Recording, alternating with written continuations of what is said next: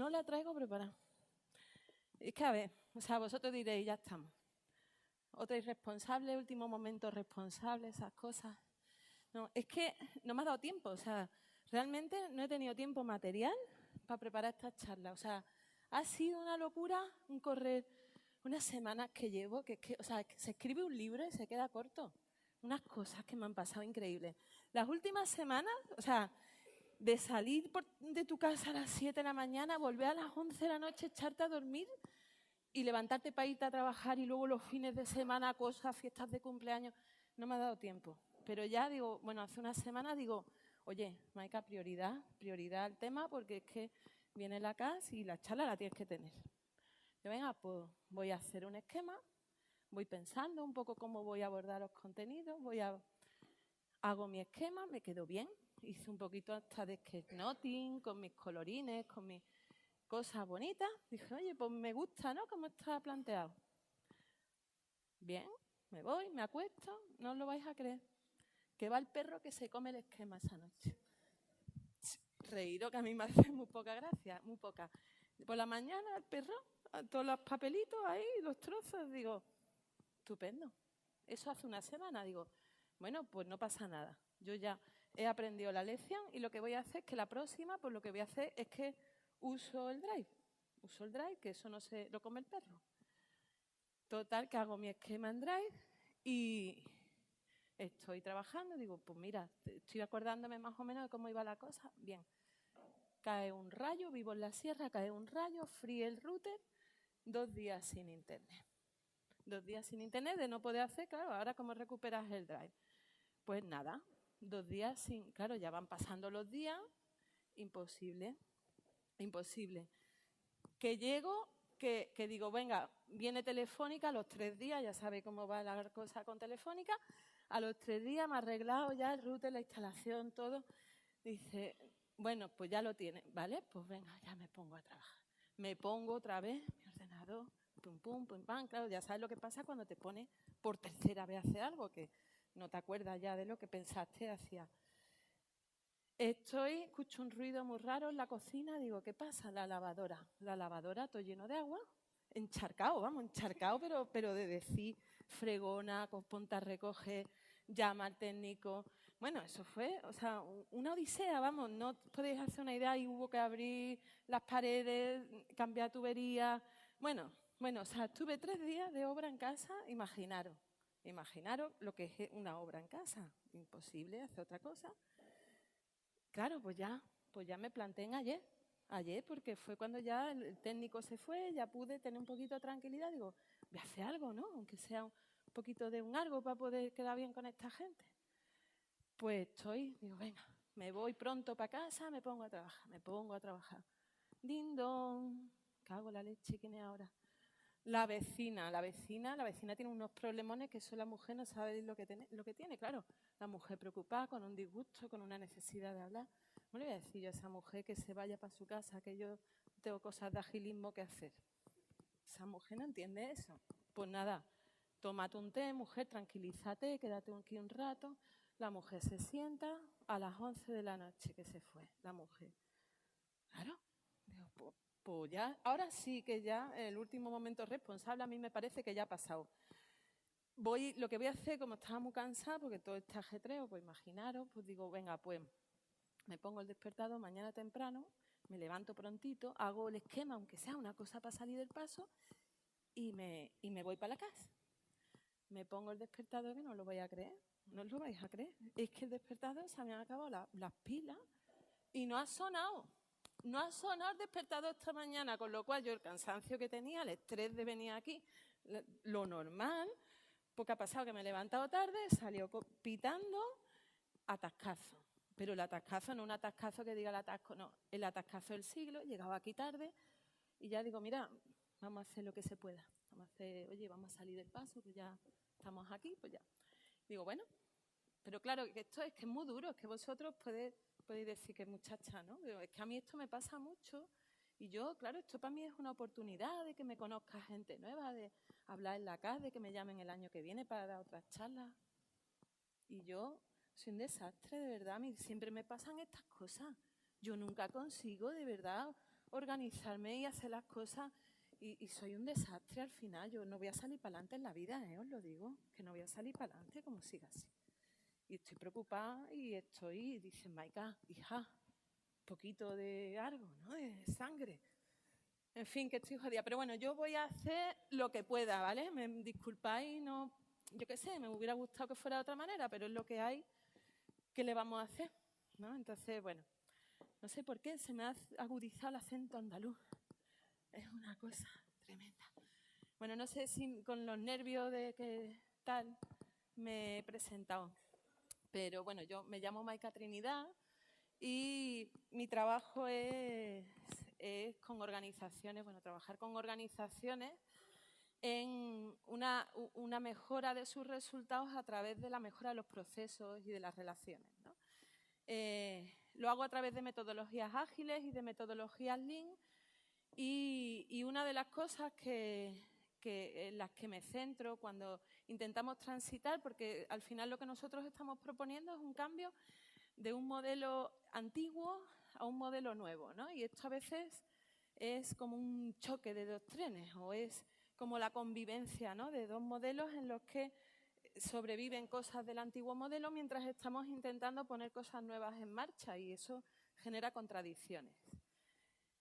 Y mi trabajo se centra básicamente en encontrar esas contradicciones y trabajarlas, porque son esas contradicciones las que nos permiten ir a donde duele, a donde está el conflicto, ¿no? Y es muy importante que nos centremos, o por lo menos a mí me gusta centrarme en las contradicciones. Esas contradicciones se generan a muchos niveles, por ejemplo, a nivel de liderazgo, pues a nuestros managers en las compañías a las que ayudo, ¿no?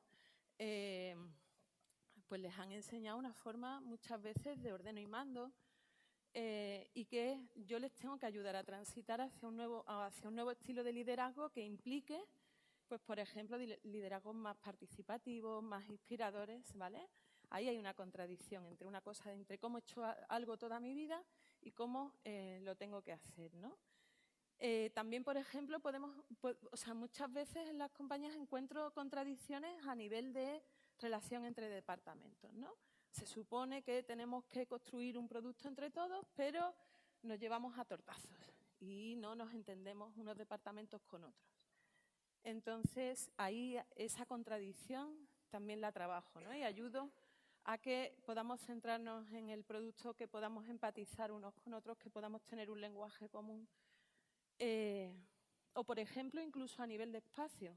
Hay muchas veces no, soy un poco en este sentido un poco radical. Yo creo que siempre el espacio traduce cómo entendemos nuestra forma de entender el mundo, ¿no? Entonces, tenemos un espacio que responde a las necesidades del viejo modelo y no tenemos, por ejemplo, espacios para el trabajo colaborativo, para la generación de ideas, ¿no? Entonces, mi trabajo también va al diseño de nuevos espacios de trabajo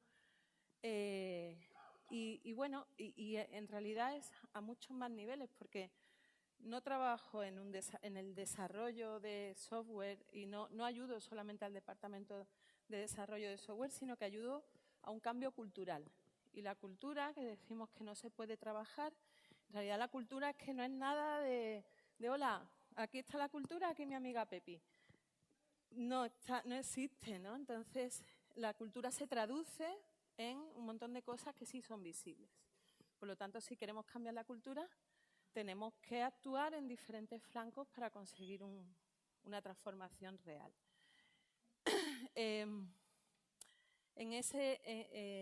Esto pasa, esto no es una cuestión de tamaño, esto pasa en las compañías multinacionales y pasa en las startups. Es decir, tenemos que conseguir que nuestros valores estén bien anclados, que se traduzcan bien en nuestra cultura, en nuestra forma de funcionar, ¿no? Entonces, bueno, básicamente me centro en este proceso de encontrar contradicciones, de trabajarlas y una de las que más me gusta, de las que más me fascina y de las que más despierta mi interés es la culpa, es la contradicción de la culpa y su contradicción con el concepto de Kaizen, y de eso vengo a hablaros hoy. En realidad, yo el Agile y el Lean, sí, soy una enamorada de estas metodologías, pero en realidad no son mi fin. Mi fin es conseguir transformar el mundo de la empresa de alguna manera, o poner mi granito, ¿no?, o mi céntimo en la transformación del mundo de la empresa. Pues estoy convencida de que lo que realmente mejora nuestros resultados económicos, es el generar un entorno a escala humana, ¿no? Cuando conseguimos que la gente colabore, cuando conseguimos que la gente esté bien en el trabajo, es cuando conseguimos realmente unos buenos resultados, resultados a nivel de negocio, ¿vale? No estoy hablando de que son unos buenos resultados porque todos vamos abrazando árboles y comiendo flores y entonces es muy feliz el mundo. No, lo que digo es que nuestros resultados económicos mejoran, ¿vale? Y a mí la realidad me está devolviendo eso, ¿vale? A mí la práctica me está devolviendo eso. Entonces, bueno, pues sueño con la esperanza de romper el modelo que dice que la forma de obtener mayores beneficios es una reforma laboral que tenga a los obreros más trabajando todo el día por menos dinero y renunciando a su vida familiar y tal, y eso es lo que nos va a sacar de una situación económica complicada, ¿no?, en nuestras empresas. Yo creo que tenemos que trabajar por demostrar lo contrario. Entonces, bueno, la culpa es una de esas contradicciones que a mí me fascina porque culturalmente nos han educado para vivir con ella, ¿no? Como yo suelo decir, nos la han metido en el biberón, la culpa. Pero la culpa es un concepto muy complejo, con muchas connotaciones. Entonces quiero que pactemos el lenguaje, ¿vale? Quiero que entendamos de qué voy a hablar y de qué no voy a hablar. Desde mi punto de vista hay dos acepciones básicas de la culpa. Una es el sentimiento de culpa. Era esa parte final cuando os decía que no había preparado mi charla, que estaba perdiendo una oportunidad, que me sentía fatal conmigo misma. Ese es el sentimiento de culpa. Entonces ahí es un mecanismo psicológico, ¿vale?, que hoy no voy a entrar a analizar porque no nos da tiempo y porque me quiero centrar en procesos organizacionales y no psicológicos. El complejo de culpa es algo que se puede trabajar muy bien y yo de hecho lo hago en coaching individual, pero yo no lo entiendo como un proceso organizacional, ¿vale? Aquí habría debate también. Pero lo que quiero es dejar claro, no voy a hablar del sentimiento de culpa, voy a hablar de esta culpa, que es la culpa de echar balones fuera. No soy responsable. Lo malo que pasa no pasa por nada que yo haya hecho. El otro es malísimo, se ha equivocado y es el que ha hecho que nos equivoquemos todos, ¿vale? Esa parte de la culpa que implica que para yo ser inocente otro tiene que ser culpable, ¿no? Y que está basada en una serie de mecanismos que vamos a intentar abordar durante esta charla. Por ejemplo, cuando yo digo que mi vecina ha venido y que me ha interrumpido mi trabajo, ¿vale?, puedo incluso decir que mi vecina es una pesada, es una egoísta, que solo piensa en ella, en sus problemas y no piensa que los demás tengamos problemas, ¿vale? Entonces ella es la culpable, en parte, de que yo hoy no traiga preparada la charla. Pero estoy renunciando a mi decisión, o sea, estoy dejando de empoderarme en mi decisión en ese momento, que fue no decirle a mi vecina asertivamente, cariñosamente, que no era el momento de hablar con ella, que estaba ocupada y que buscaría otro momento para poder hablar con ella, pero no sería en ese momento. Por lo tanto, yo puedo hacer un ejercicio en mis habilidades de comunicación y un esfuerzo que es complicado, ¿vale?, el ponerte delante de alguien que lo está pasando mal y decirle, oye, perdona, pero es que ahora mismo no te puedo atender, ¿vale? Eso es una decisión que yo he tomado en el momento, ¿vale? Pero cuando le echo la culpa a mi vecina ¿vale? Yo no he tomado ninguna decisión. Ha sido mi vecina que ha venido, ¿verdad?, y ella se ha encargado de fastidiarme a mí mis planes. Entonces, ¿qué pasa ahí? Que empezamos a vivir en la esquizofrenia de la que ya hablaron los filósofos clásicos, en concreto Epicteto, en el siglo II a.C., sobre la esquizofrenia que supone intentar controlar aquello que está fuera de nuestro control, como en este caso el comportamiento de los demás o el funcionamiento del mundo, ¿no? Las circunstancias, y renunciar a tener control sobre lo único que podemos controlar en nuestra vida.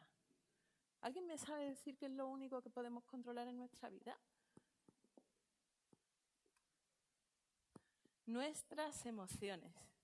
Efectivamente, nuestras emociones como parte de algo más grande que sí podemos medio controlar, que es a nosotros mismos, ¿no? O sea, podemos controlarnos a nosotros mismos, por lo menos tenemos muchas más probabilidades de poder controlarnos a nosotros mismos, nuestro comportamiento, nuestras emociones, que controlar que los demás hagan o dejen de hacer determinadas cosas o que el rayo caiga o deje de caer, ¿no? Sobre eso, desde luego, tenemos muy poca influencia. Entonces, cuando nos comportamos desde el mecanismo de la culpa, de la culpabilización a otro, ¿vale? Lo que estamos haciendo es sacar la responsabilidad de nosotros, depositarla en otro, ¿vale? Para ser inocentes. Pero claro, como toda la vida, esto no es gratis, ¿no? Y luego os voy a contar qué precio tiene.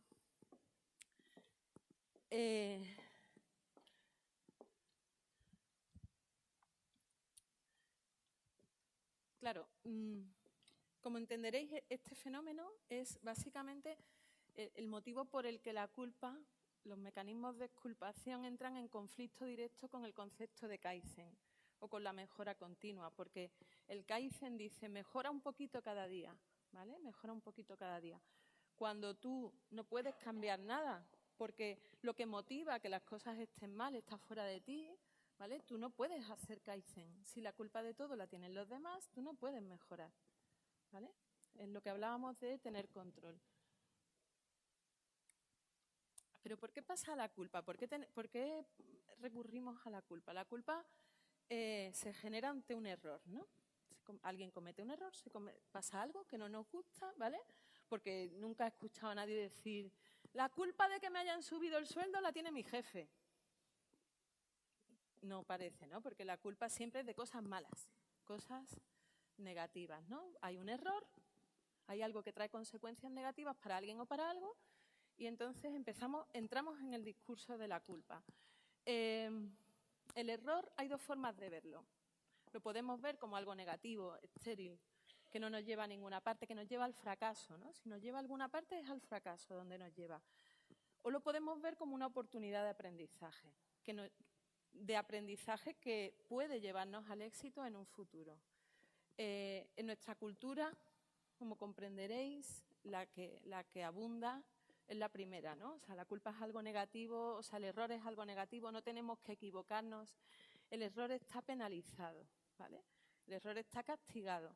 Entonces, cuando yo no preparo la charla de la CAS, me equivoco, ¿vale? Eso va a tener algún tipo de repercusión negativa sobre mi reputación, sobre la posibilidad futura de volver a dar una charla en la CAS, ¿vale? Entonces, realmente, culturalmente, estamos preparados para no tolerar el error y para que este error, lógicamente, traiga consecuencias negativas, ¿vale?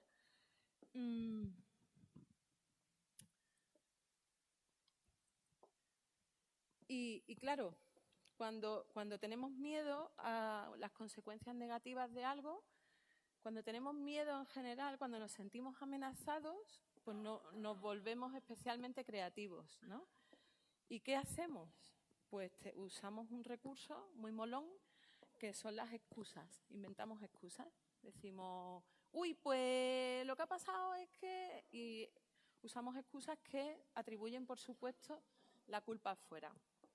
Os voy a proponer un ejercicio, ¿vale? Porque ¿alguien nunca ha escuchado una excusa? Que levante la mano.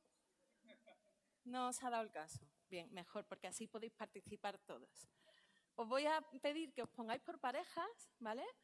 Y vais a tener 2 minutos para contarle a vuestro compañero las excusas más originales, más frikis, más increíbles o más repetidas en vuestra vida, ¿vale? Que generalmente las habrán dicho los demás, porque todos sabemos que las excusas generalmente las usan los otros, ¿vale? Pero cosas que hemos oído y que son bastante curiosas, ¿no? Entonces vais a tener 2 minutos para contarle esas excusas a vuestro compañero, luego os voy a avisar y vamos a cambiar, ¿vale? Quien ha oído va a contar las excusas más molonas y más frikis que le han pasado en su vida. ¿Os parece bien? Venga, pues por parejas.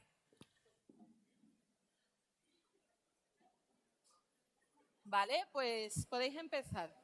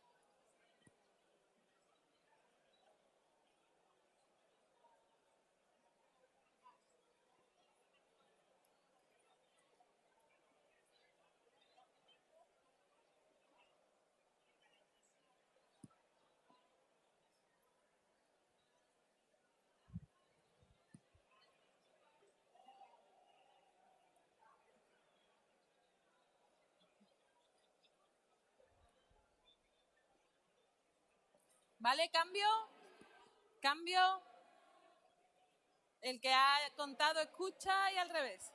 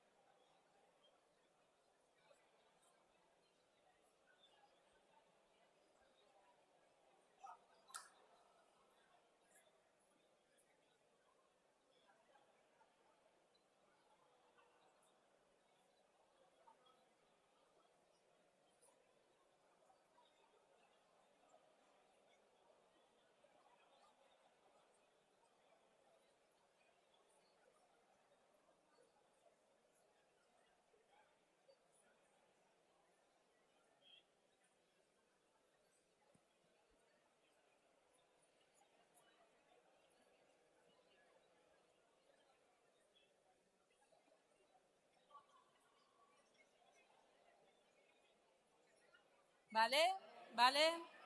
Tiempo.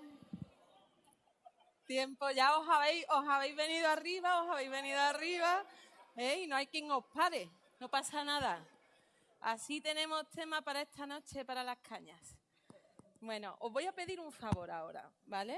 Habéis compartido y os quería pedir que, por favor, de las que habéis oído, de las que os ha compartido vuestro compañero, elijáis una, la que más os ha molado. Y le dediquéis, 30 segundos a tuitearla con este hashtag, ¿vale? Esto va a ser muy guay, en realidad, porque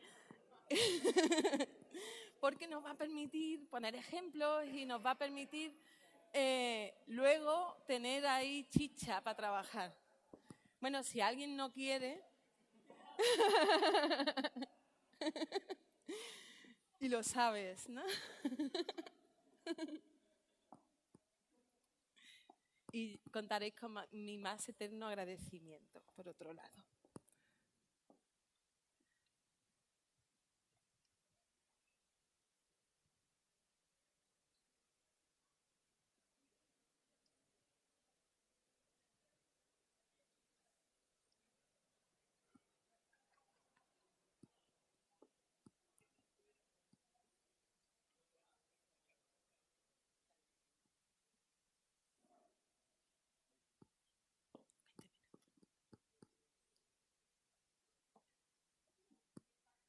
$18.45.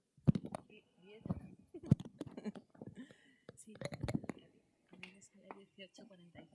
Sí. Más o menos, ¿no?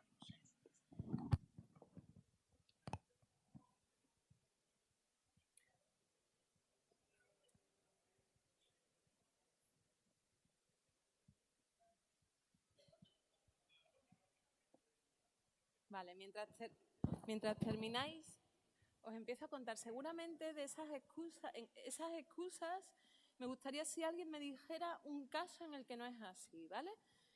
Suele haber 3 motivos a los que atribuimos, ¿no? Ese error, o por los que es la lógica un poco de la excusa. Hay como 3 motivos para el error. Uno es el intangible, ¿no? Es ese rayo que ha caído en la sierra y que me ha frito el router, ¿no? Es algo que es impredecible, que no depende de nadie en concreto, que son cosas que pasan. Que ahí, bueno, lo que podemos aplicar en todo caso es un mecanismo de prevención, algo así, pero que bueno, que es difícil de controlar, ¿vale? El segundo tipo de causa del error es la actitud de otras personas, ¿vale? Es que alguien ha sido un irresponsable y ha hecho, o alguien es lo suficientemente egoísta para no darse cuenta de que yo, ¿vale? Es la actitud de otras personas la que genera que yo haya padecido las consecuencias de un error, ¿vale? Y el tercer tipo de causa del error es un proceso que podemos mejorar. Es decir, pues, por ejemplo, ¿no? Si un día tengo una cita importante como la CAS, pues por lo menos ese día me voy a poner 2 despertadores. O si vivo en la sierra y puede caer un rayo, pues voy a poner un limitador de corriente o voy a tener un router alternativo por si acaso. Que no te libra de que un intangible puedas no haberlo previsto. Hay cosas que pasan que son muy raras y que no las prevés, pero hay algunos procesos que pueden tender a prevenir los daños del intangible o el error humano, ¿vale? Entonces, tenemos esos 3 tipos de causas. ¿Alguien se ha encontrado alguna excusa que no atienda a que ha caído un rayo, alguien es muy malo o hay un proceso que no funciona bien? ¿Tenemos algún ejemplo? Bien, mi hipótesis va por buen lado. ¡Uy, Marta! Cuéntame. Bueno, creo que no corresponde a... Dale al botón, que creo que no se te oye. Al botón de allí dentro.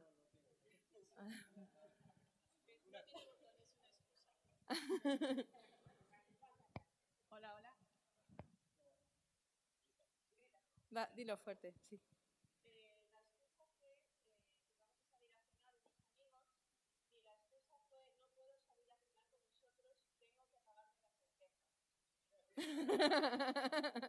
Bueno, sí, se me ha olvidado hablar de las excusas ridículas, o sea, esto absurdas, ¿no? No tanto, un poco, bueno, sí, no tengo hambre, ¿no? No puedo salir a cenar con vosotros porque no tengo hambre. Bueno, un proceso mejorable, no comas antes de irte a cenar con tus amigos, ¿no?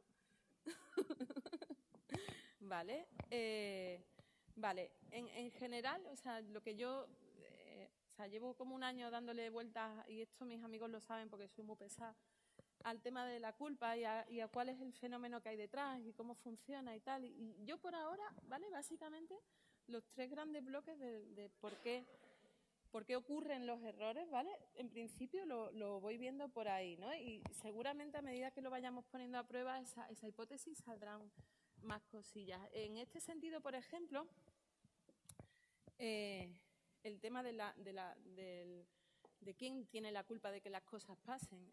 Muchas veces nos encontramos, imaginaros, una situación que no habréis visto nunca. Llegamos a una review y resulta que el equipo solo tiene terminado el 30 o el 40% del trabajo comprometido, ¿no? El resto no le ha dado tiempo, que esto es la excusa mundial, ¿no? La excusa mundial es no me ha dado tiempo. Pero tratamos el tiempo, aquí hay un factor muy interesante, y es que tratamos el tiempo como si fuera un intangible, es decir, como si hubiera días de 10 horas y al día siguiente hubiera un día de 35. Entonces, como no sé cuántas horas tengo por delante, pues no lo controlo, no me ha dado tiempo y, oye, ¿qué culpa tengo yo si es que no me ha dado tiempo, ¿no? Cuando en realidad el tiempo es muy manejable, o sea, sabemos que todos los días tienen 24 horas y que es una cuestión de prioridades. Pero claro, ahí tendríamos que defender nuestras decisiones, ¿no? Ahora hablaremos de eso. Entonces, estamos en esa review y luego, claro, viene la retro donde tenemos que analizar qué ha pasado y por qué no hemos cumplido la planificación del equipo. Y entonces dice el equipo, es que el product owner, claro, no tiene ni idea de cómo se construye este producto y claro, pues además nos ha empujado demasiado trabajo dentro del sprint y esto, claro, y nosotros pues por miedo a represalias no hemos querido decirle que no porque es que es muy malo y luego si no nos echa a la calle tenemos miedo de que nos despida y entonces pues que ha sido el product owner, ¿sabes? Y el product owner dice, es que el equipo no está suficientemente implicado, no trabaja todo lo rápido que debería y que podría. Y entonces, claro, ¿cómo vamos a cumplir las planificaciones si el equipo no está implicado? ¿Vale? Con lo cual, lo que a veces nos pasa en nuestras retrospectivas es algo... Perdón por el ruido, que creo que son mis pelos. Es algo parecido a esto.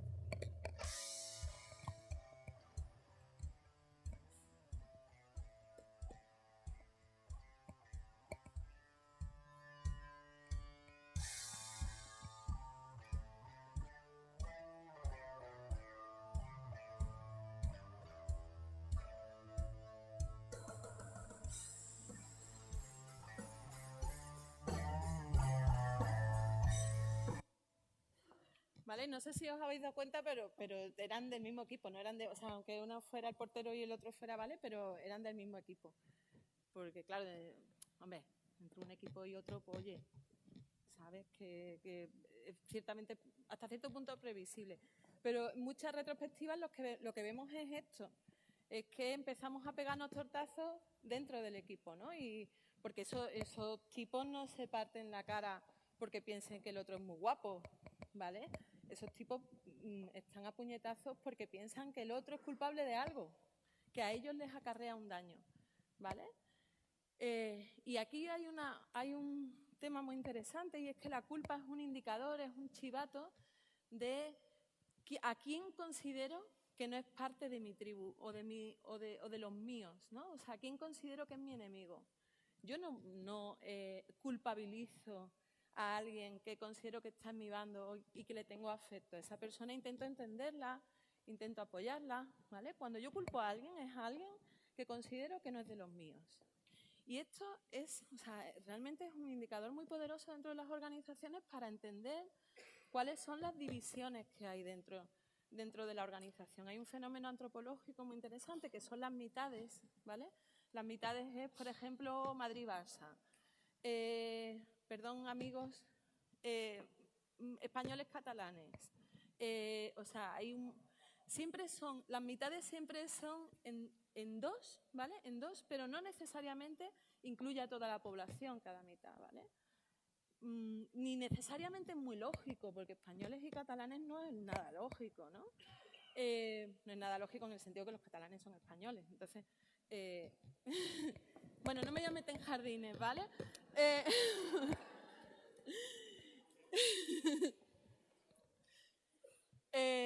Bien. En cualquier caso, la culpa nos sirve para entender dónde están los conflictos, dónde están las faltas de entendimiento, dónde está la demonización del otro. A quien demonizo no lo entiendo como parte de los míos, ¿vale? Entiendo que es el enemigo. Entonces, hay muchas mitades en nuestras compañías. Están los diseñadores y desarrolladores, o más bien diseñador-desarrolladores, o está comercial y técnico, o están jefes y empleados, ¿vale? Y cuando hay que echarle la culpa a alguien, se la echamos al jefe o el jefe al empleado. O los de tech a comercial o los de comercial a tech, ¿no?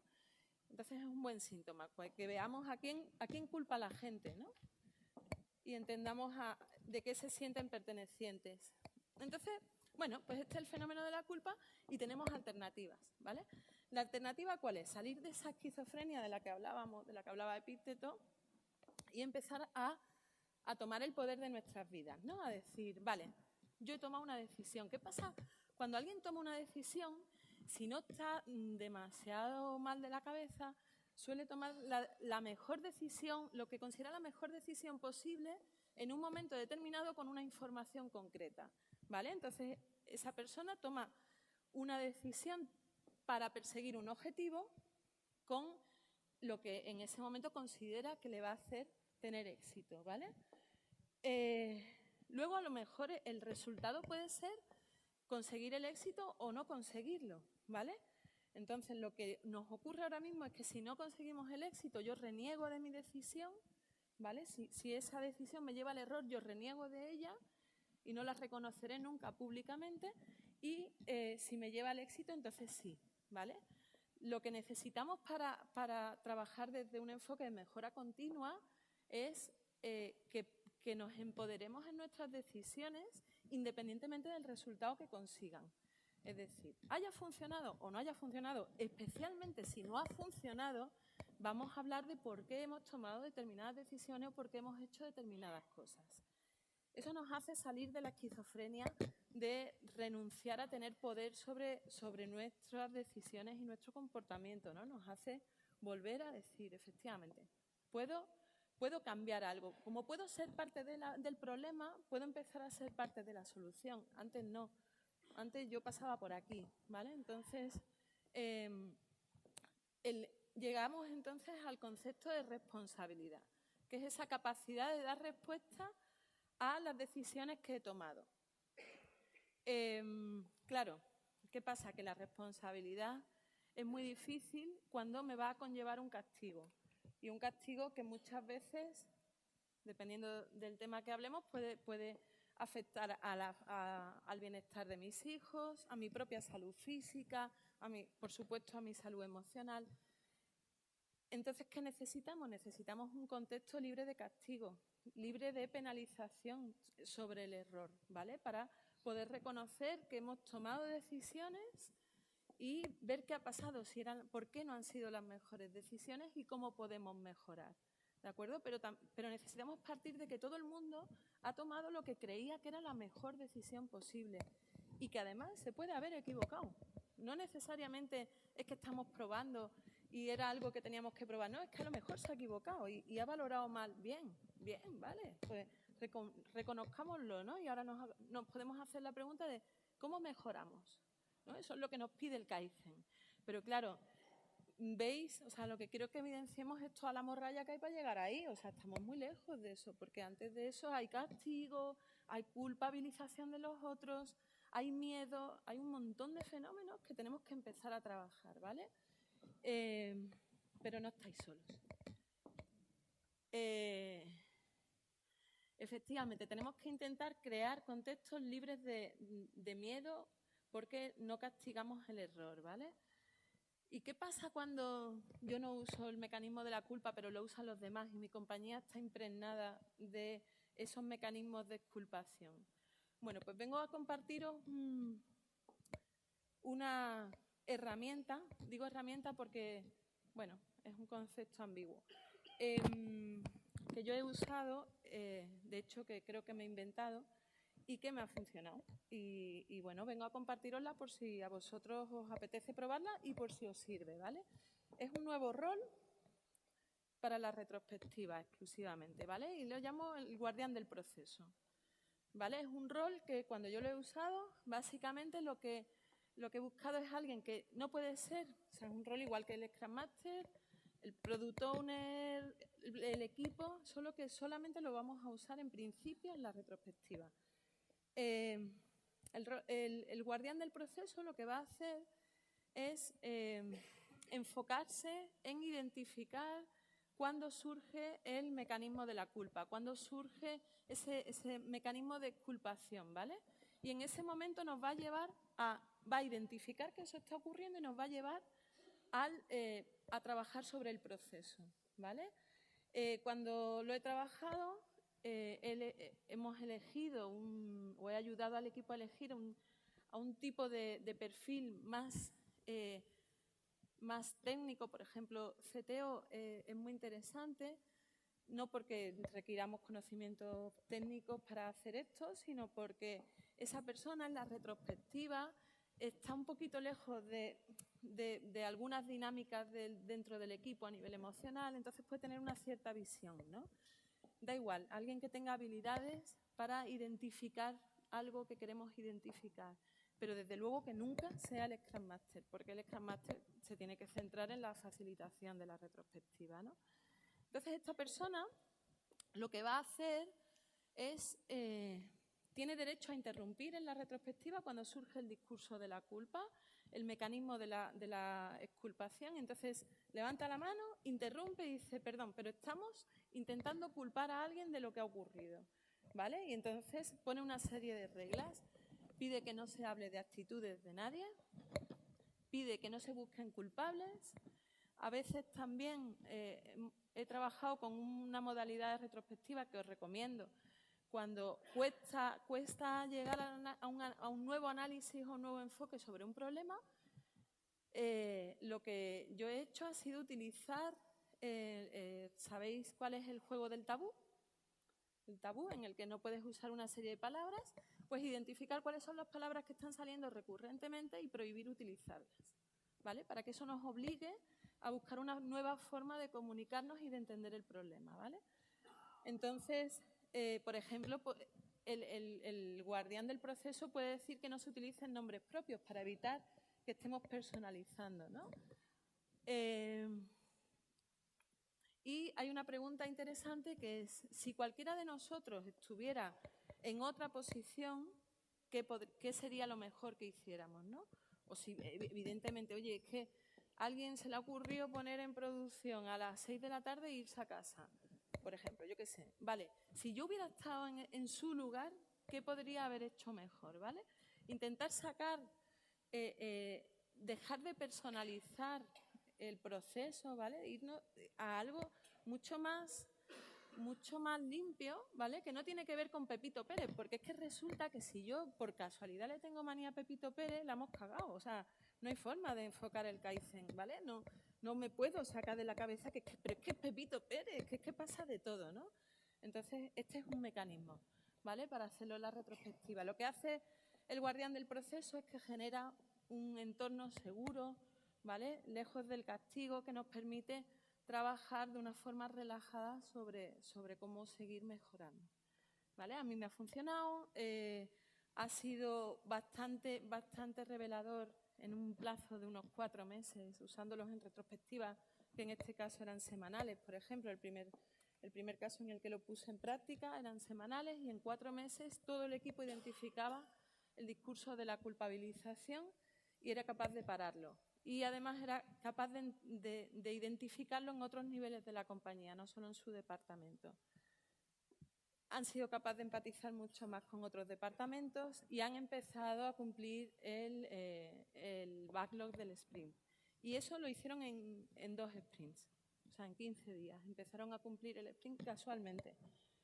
Entonces, bueno, pues yo os la comparto para que la podáis usar, si os apetece. Y si queréis, pues, si tenéis preguntas. Cuéntame, Fernando.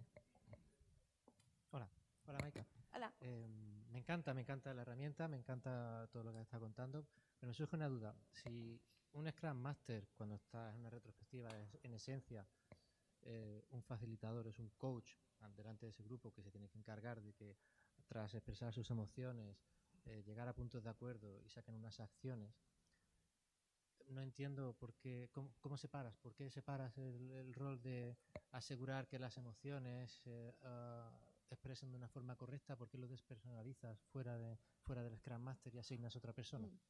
Sí, lo saco del rol del Scrum Master porque el pobre Scrum Master bastante tiene con lo que tiene.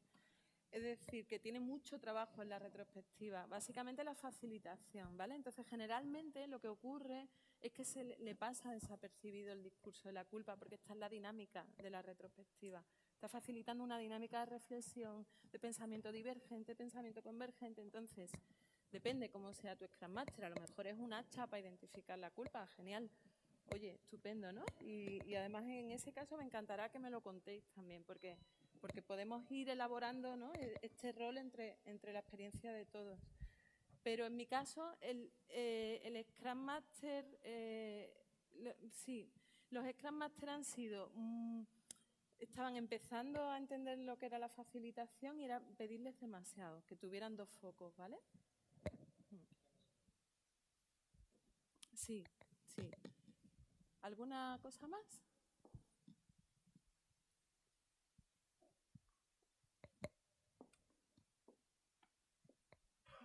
Hola, ¿cómo se enfrentaría el caso si estamos hablando de una empresa que es muy culpabilizadora y tal, y tienes un equipo en que montas esto y va todo muy bien, pero llega alguien que está fuera del proceso y le pone el hacha, tú has sido el culpable, vete de aquí, etcétera?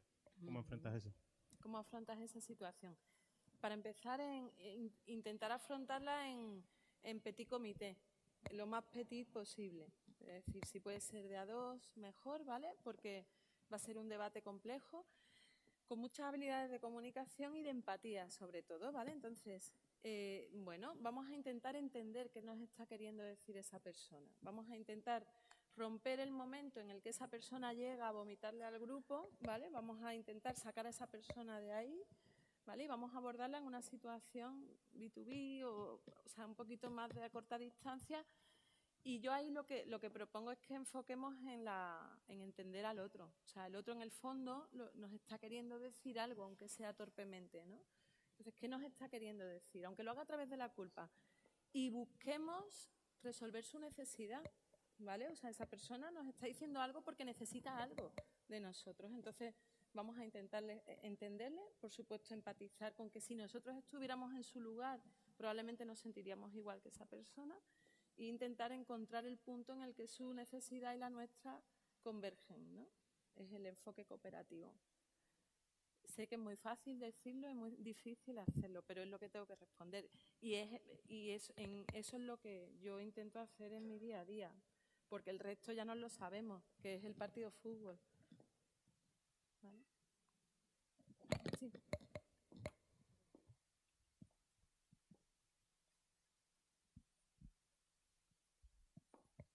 Mi pregunta es si recomiendas algún tipo de lenguaje en específico para interrumpir, como guardián del proceso, que no convierta en culpable al interrumpido.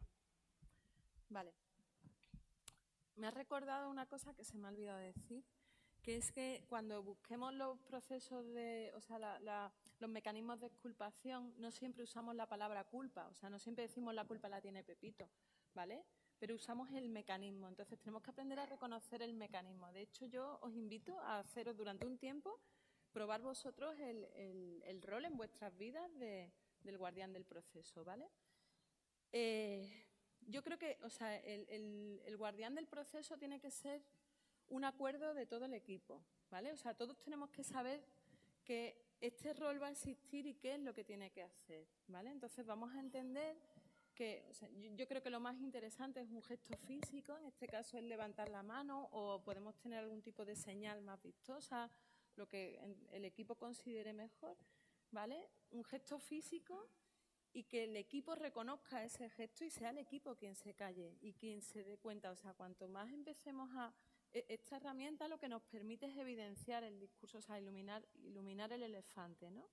Entonces, levanta la mano y lo bueno es que a medida que vayamos practicándolo, cada vez nos haga menos falta que el guardián del proceso haga todo eso, solo que levante la mano porque ha identificado, o que cualquiera pueda levantar la mano cuando identifica un proceso, un mecanismo de estos, ¿no? Entonces, bueno, a la pregunta de cómo hacerlo para que nadie se sienta, hombre, el guardián del proceso debería estar libre un poco de culpabilizaciones y luego habilidades de comunicación, pero si es un acuerdo de trabajo, debería no haber conflicto, ¿no? En realidad viene a traer un entorno seguro, no viene a traer conflicto, ¿no? Pero bueno, comentamos cuando lo practiquéis, que yo sé que lo vais a practicar a partir de ahora. Si tenéis dificultades, vosotros me escribís o me llamáis o lo que sea y lo hablamos y vemos cómo mejorarlo, ¿vale? Me interesa un montón. Hola. Sí. Hola, buenas tardes. Hola. Me has estropeado un poco la pregunta, pero bueno, me has respondido más bien la pregunta, porque iba a preguntar por la importancia del lenguaje corporal, que no veía aquí, más allá de acuerdos verbales y de cómo manejar la reunión, sino eso, el lenguaje físico, el lenguaje corporal, ¿no? Y la respuesta la he visto un poco enmarcada dentro de de retrospectivas en las que ya está definido el guardián del proceso, es decir, cuando ya está implantado. ¿El perdón? Que he visto la respuesta, la he entendido un poco eso, como una forma más de manejar las retrospectivas, sea por el equipo o por el guardián del proceso, pero cuando el procedimiento ya está, cuando esta figura ya está implantada. Quería preguntar por la importancia quizás del lenguaje físico, cuando decía aquí nuestro compañero, cuando quizás son entornos mucho más agresivos y en los que a lo mejor no está implantado esta desculpabilización de los problemas. Hombre, cuando hay gritos, yo diría que el mecanismo está. Otra cosa es con qué palabra lo expresemos, ¿vale? Pero el mecanismo está. O sea, cuando estos se partían la cara en el campo de fútbol, detrás, o sea, no tiene ni por qué haber palabras, con que haya puñetazos es que ya hay detrás un mecanismo de culpabilización. ¿Por qué soy capaz de partirle la cara a alguien si no le considero culpable de algo? Hay algo que, o sea, he tenido que sacar muchas ideas de la charla de hoy y una que me interesa especialmente, pero que he tenido que sacar porque es muy compleja, pero ya me voy a dar gusto, es cuando culpamos a alguien, ¿vale? Estamos demonizándole, por eso hablamos de actitud, ¿no? Porque la actitud de Pepito no es buena, ¿no? Porque es un vago, porque es un irresponsable, es un egoísta. Y yo estoy convencida de que lo hacemos porque necesitamos deshumanizarle, necesitamos demonizarle, porque le va a caer un castigo por ser culpable. Entonces yo estoy contribuyendo al castigo de otra persona y la única forma de vivirlo es si esa persona no es muy persona, no es muy merecedor de cariño, ¿no? Entonces, cuando nos tratamos con faltas de respeto, detrás está esa valoración de no eres humano, no eres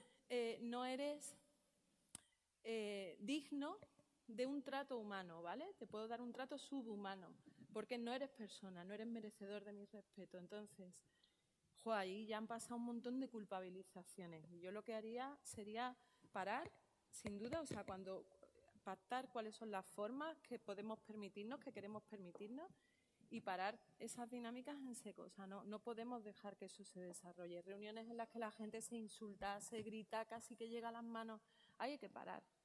Hay que parar y trabajarlo en pequeño, ¿no? Ahí el coaching sirve para ayudar a las personas a analizar qué está ocurriendo y qué es efectivamente aquello sobre lo que sí tienen control, cómo mejorar su comportamiento y su respuesta, ¿no? Pero desde luego ahí hay que parar. O sea, eso no hay forma de seguir con ello hacia adelante en colectivo, ¿vale? Yo creo, mi opinión. Bueno, la mía espero que sea... Hola. La mía espero que sea un poquito más sencilla. El guardián del proceso me parece, y la culpabilidad, estamos hablando siempre del equipo. Pero ¿qué pasa cuando la culpa se la echan a otro equipo? ¿Cómo? Porque aquí no veo dónde me cuadra un guardián del proceso. Las sensibilidades que pueda estar hiriendo son totalmente distintas porque posiblemente no estemos echando la culpa a Maika, estamos echando la culpa a tu equipo, al equipo de Maika. Vale. Cuando pasa esto, vale, la culpa puede ser individual o colectiva, ¿vale? No, de esto no he hablado, pero indudablemente. Por ejemplo, comercial ha vendido algo que no podemos construir. La culpa es de comercial, porque a quién se le ocurre vender algo que no se puede construir, ¿vale? Es lo mismo. Es lo mismo. El guardián del proceso levanta la mano y cuando escucha que la culpa es de comercial, levanta la mano y dice, a ver, ¿qué proceso tenemos que mejorar para que comercial sepa qué es lo que tiene que vender? Yo, así dicho, o sea, me parece que hay una falta de comunicación obvia y de cooperación entre departamentos, ¿no? O sea, vamos a analizar por qué comercial ha vendido algo que no se puede construir, ¿vale? Entonces, es igual, o sea, es ir al proceso. ¿Qué capacidad de influencia tengamos sobre la mejora de ese proceso? Es otro tema, no muy alejado. Es trabajo del Scrum Master, trabajo del resto de la organización, del management, ¿vale? Y el equipo tiene que hacer un buen análisis para poder elevarlo y que ese tema se vaya resolviendo y que tengamos mejor comunicación interna o lo que sea, ¿vale? Entonces, bueno,